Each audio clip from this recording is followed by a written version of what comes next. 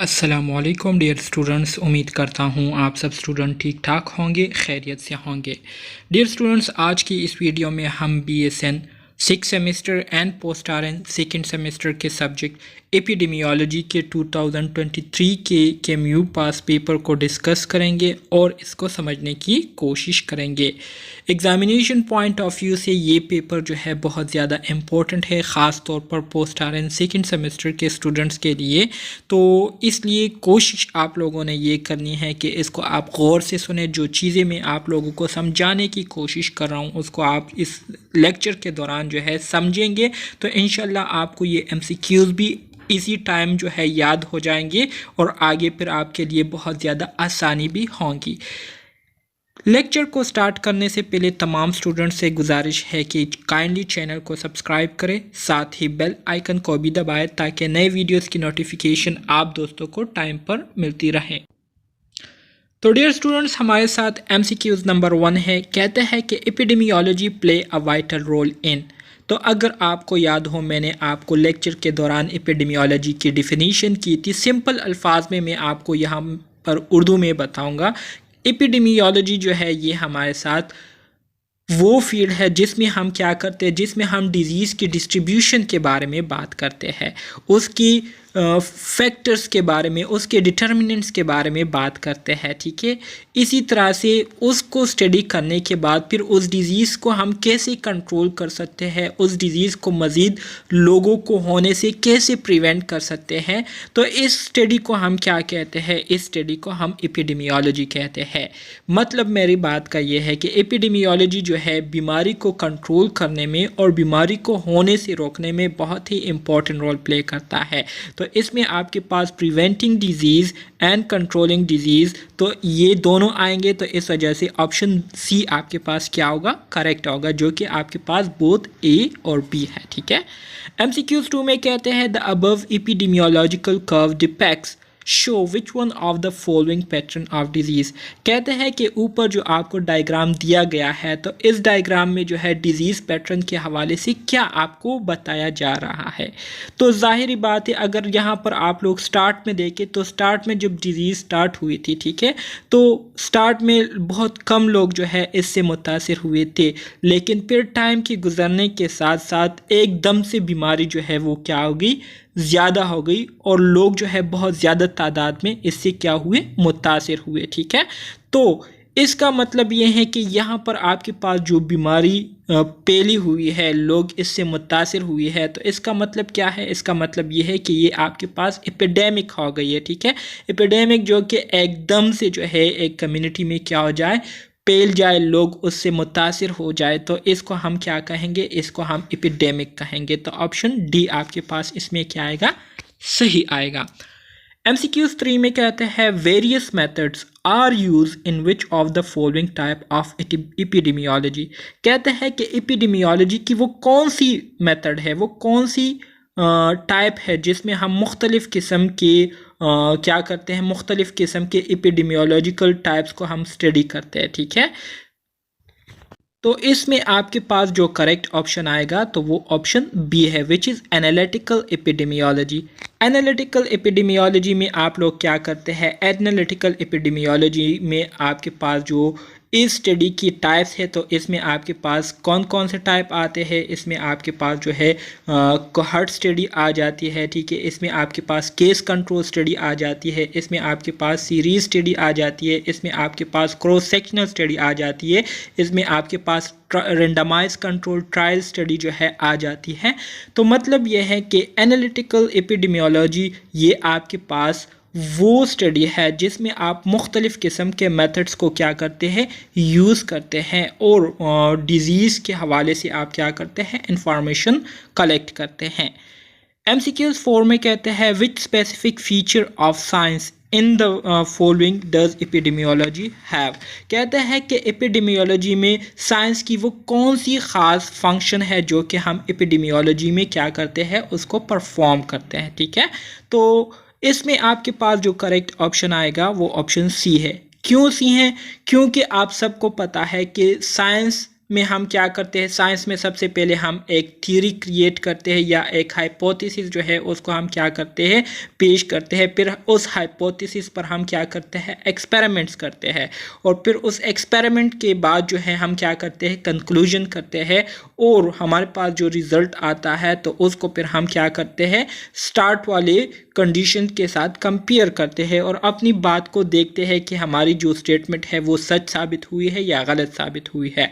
तो मतलब ये है कि साइंस में हम क्या करते हैं, चीज़ों को एक्सपेरिमेंटली प्रूव करने की कोशिश करते हैं। तो बिल्कुल इसी तरह से एपिडेमियोलॉजी में भी जब हम स्टडी करते हैं मुख्तलिफ डिजीज़ के हवाले से, तो उस पर हम एक्सपेरिमेंट्स करते हैं, ठीक है, इस वजह से कि इस डिजीज़ के पीछे जो डिटर्मिनेंट्स है, जो रिस्क फैक्टर्स है, उसको हम मालूम कर सकें।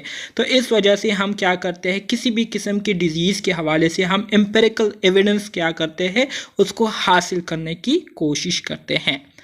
MCQs 5 में कहते हैं कि temporal trend are seen in which one of the following studies.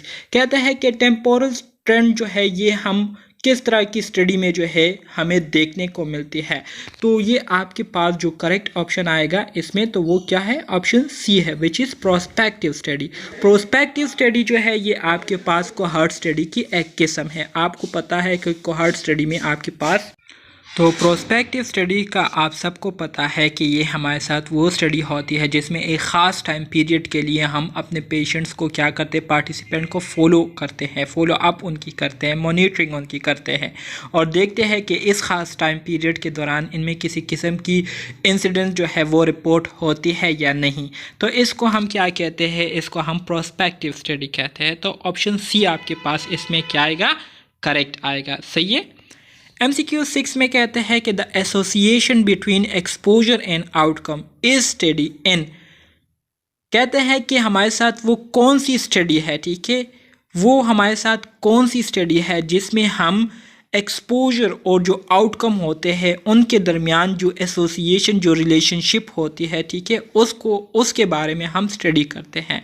तो हमारे साथ कौन सी स्टडी है, ठीक है, जिसमें हम क्या करते हैं, एक्सपोजर और आउटकम के दरमियान जो एसोसिएशन है, जो ताल्लुक़ है, उसके बारे में हम बात करते हैं, उसके बारे में हम क्या करते हैं, स्टडी करते हैं। तो वो आपके पास प्रोस्पेक्टिव स्टडी है, मतलब कोहॉर्ट स्टडी है। कोहॉर्ट स्टडी में हम एक्सपोजर और आउटकम के दरमियान जो रिलेशनशिप होती है उसके बारे में हम स्टडी करते हैं, सही है।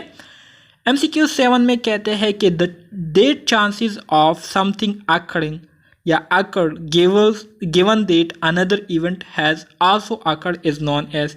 कहते हैं कि किसी चीज़ के होने का अगर अंदेशा हो और उससे मज़ीद जो है, मज़ीद किसी किस्म का ख़तरा होने का अंदेशा हो, तो इस तरह की जो कंडीशन होती है इसको हम क्या कहते हैं, इसको हम कंडीशनल प्रोबेबिलिटी कहते हैं। कंडीशनल प्रोबेबिलिटी से मुराद ये है कि ज़ाहिरी बात है, एक चीज़, एक बीमारी के होने का ख़तरा जो है वो आपके सर पर जो है मंडला रहा है, आप उस इन्वायरमेंट को ठीक नहीं कर रहे, उस माहौल को जो है आप ठीक नहीं कर रहे। तो इससे मुराद ये है कि जब तक आप उस माहौल को ठीक नहीं करेंगे तब तक आप पर एक बीमारी के साथ साथ मज़ीद जो है ख़तरात जो है वो आएंगे और आने के उसके चांसेस होंगे। तो इसको हम कंडीशनल प्रोबेबिलिटी कहेंगे। MCQs 8 में कहते हैं कि which one of the following is the biggest factor और determinant in deteriorating health in our country. कहते हैं कि मंदरजेल में से कौन सा सबसे बड़ा फैक्टर या डिटर्मिनेंट है जो कि हमारे मुल्क में सेहत को ख़राब करने में इम्पोर्टेंट रोल प्ले करता है। तो ये आप सबको पता है कि हेल्थ सर्विस सिस्टम जो है ये एक बहुत ही बड़ा फैक्टर है, डिटर्मिनेंट है, जो कि हमारी कंट्री में सेहत को क्या करती है, ख़राब करने में एक बहुत बड़ा रोल प्ले कर सकती हैं। सो इसलिए अगर हम अपने हेल्थ सर्विसेज को क्या करते हैं, इसको इम्प्रूव करते हैं, तो ज़ाहिरी बात है फिर इसके ऑपोजिट होगा, फिर हमारे जो हेल्थ सर्विसेज है या जो हेल्थ है लोगों की वो क्या होगी, वो बेहतर से बेहतर होंगी। MCQs 9 में कहते हैं कि well being is a component of well being. ये किस चीज़ का कंपोनेंट है, किस चीज़ का एलिमेंट है, तो ये आपके पास हेल्थ का एलिमेंट है, ठीक है। MCQs 10 में कहते हैं an intelligent person is the one who has control over which one of the following aspect. कहते हैं कि इंटेलिजेंट पर्सन जो है आप उनको कह सकते हैं जिनका जो है कंट्रोल ओवर हो मंदरजेल में से किस चीज़ पर, अपने इमोशन पर उनका जो है कंट्रोल हो, तो ऐसे लोगों को हम क्या कहते हैं? ऐसे लोगों को हम इंटेलिजेंट पर्सन कहते हैं। ठीक है, ऑप्शन सी आपके पास सही आएगा। 11 में कहते हैं the probability that someone will contract the disease is known as, मतलब ये है कि किसी बंदे का जो है उसका डिजीज़ के साथ कॉन्ट्रैक्ट होने का अगर चांसेस और प्रोबेबिलिटी से मुराद उसके चांसेस हो, तो इसको हम क्या कहते हैं? इसको हम रिस्क कहते हैं। ऑप्शन ए आपके पास सही आएगा। 12 में कहते हैं विच of the following is a state of physical dysfunction, कहते हैं कि मंदरज़ेल में से वो कौन सी कंडीशन है जिसमें बंदा जो है वो फिज़िकली क्या हो जाता है? डिसेबल हो जाता है। तो इसमें आपके पास करेक्ट ऑप्शन क्या है? ऑप्शन सी है, विच इज़ डिजीज़।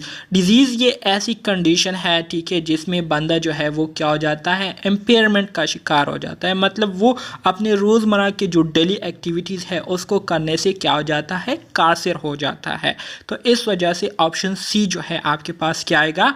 ये करेक्ट आएगा। फिजिकल डिसफंक्शंस ये वो स्टेट है जिसमें क्या हो जाता है? बंदा अपने रोज़मर्रा की एक्टिविटीज़ को करने से कासिर हो जाता है, तो इस स्टेट को हम डिजीज़ कहते हैं। 13 में कहते हैं the micro organism attacks when it reaches to its, micro organism कब अटैक्स करते हैं? माइक्रो ऑर्गेनिज्म तब अटैक करते हैं जब वो ह्यूमन बॉडी पर क्या कर लेते हैं? हमला कर लेते हैं, इन्वेजन कर लेते हैं। क्योंकि सबसे पहले माइक्रो ऑर्गेनिज्म का काम ये होता है कि इन्होंने क्या करना होता है? एक ससेप्टेबल होस्ट को देखना होता है। ससेप्टेबल होस्ट से मुराद ऐसे ऑर्गेनिज्म जो कि इम्यूनिटी के लिहाज से वो क्या हो? कमज़ोर हो, ठीक है, ऑलरेडी वो डिस्ट्रेस का शिकार हुए हो, तो इस वजह से फिर माइक्रो ऑर्गेनिज्म के लिए बहुत आसान हो जाता है उस पर हमला करना, उसमें डिज़ीज़ को काज करना या डिज़ीज़ प्रोसेस को स्टार्ट करना। तो ये तभी क्या करेंगे? माइक्रो ऑर्गेनिज्म तभी अटैक करेंगे जब ये ह्यूमन बॉडी पर अटैक, इन्वेजन करेंगे, हमला करेंगे। MCQs 14 में कहते हैं कि विच among of the following is referred to the time between first contact with an infectious agent and the appearance of no sign symptom of the disease, incubation period की बात हो रही है। कहते हैं कि वो टाइम, मतलब वो टाइम जिसमें एक माइक्रो ऑर्गेनिज्म, एक इन्फेक्शियस एजेंट जो है वो क्या कर लेता है? कांटेक्ट कर लेता है किस चीज़ के साथ? ससेप्टेबल होस्ट के साथ। और फिर उस टाइम से लेकर उस टाइम तक जब तक कोई साइन सिम्टम जो है वो अपीयर नहीं हुआ होता, ठीक है, तो इसको हम क्या कहते हैं? इसमें आपके पास जो करेक्ट ऑप्शन आएगा तो वो क्या आएगा? ऑप्शन सी आएगा, which is incubation period. Incubation period जो वो टाइम पीरियड होता है जिसमें माइक्रो ऑर्गेनिज्म जब अटैक कर लेता है होस्ट पर, ठीक है, तो अटैक करने से लेकर साइन सिम्टम, पहला साइन सिम्टम के अपीयर होने तक का जो टाइम पीरियड होता है, इसको हम क्या कहते हैं? इंक्यूबेशन पीरियड कहते हैं। MCQs 5 में कहते हैं lifestyle is protective as well as, lifestyle जो है ये आपके पास एक प्रोटेक्टिव फैक्टर भी है और इसके साथ साथ ये आपके पास क्या है?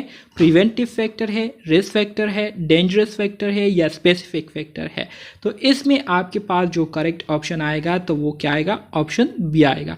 लाइफस्टाइल इस वजह से प्रोटेक्टिव फैक्टर है कि अगर आप अपने लाइफस्टाइल को जो है इम्प्रूव रखेंगे, ठीक है, तो इम्प्रूव रखने से मुराद ये है कि आप अगर हाइजीनिक रहेंगे, आप सफाई सुथराई का ख्याल रखेंगे, अपने इर्द गिर्द माहौल का ख्याल रखेंगे, ठीक है, हर तरह से अपने सेहत के हवाले से कॉन्शियस रहेंगे, तो आप जो है बिल्कुल प्रोटेक्ट रहेंगे। लेकिन अगर आप इसके ऑपोजिट काम करते हैं तो ज़ाहिरी बात है आप जो है किसी भी किस्म की बीमारी के रिस्क में फिर हो सकते हैं, आपको किसी भी किस्म की बीमारी जो है वो फिर हो सकती है।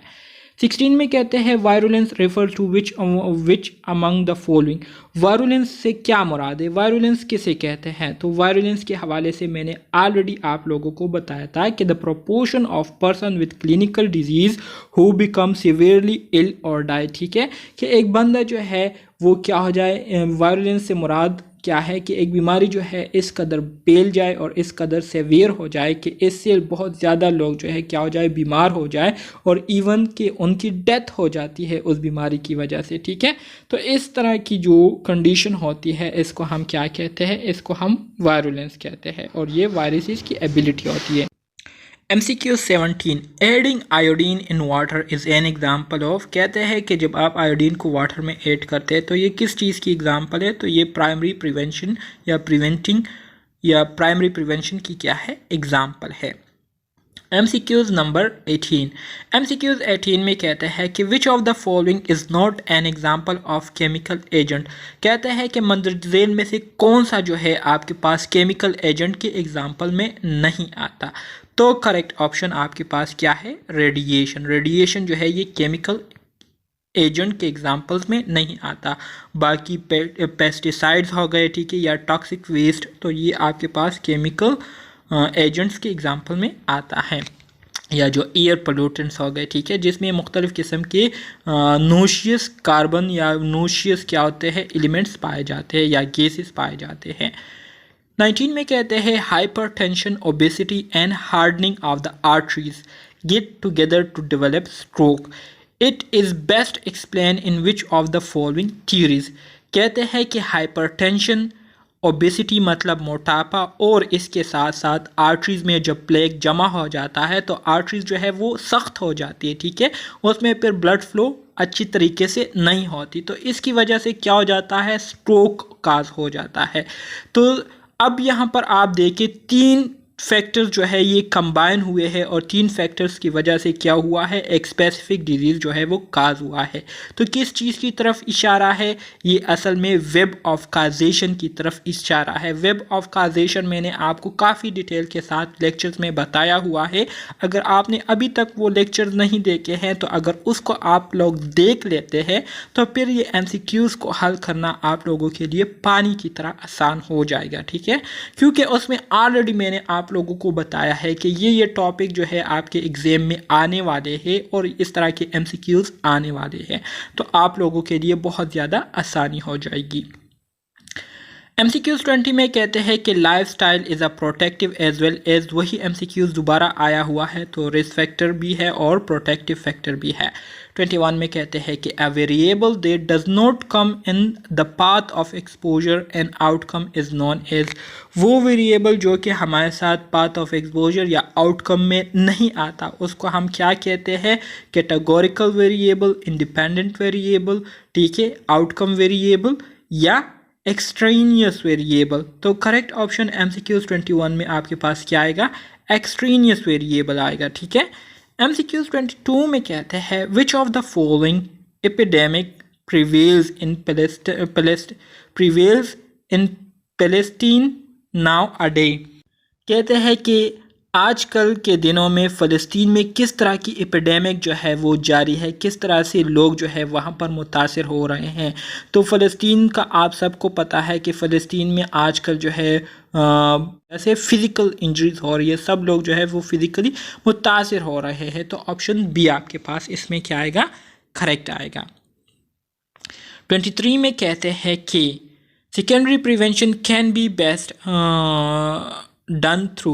Secondary prevention can best be done through. Secondary prevention हम कैसे कर सकते हैं? तो स्क्रीनिंग टेस्ट के ज़रिए हम सेकेंडरी प्रिवेंशन जो है वो बेहतर तरीके से कर सकते हैं। तो MCQs 23 में आपके पास ऑप्शन बी सही आएगा।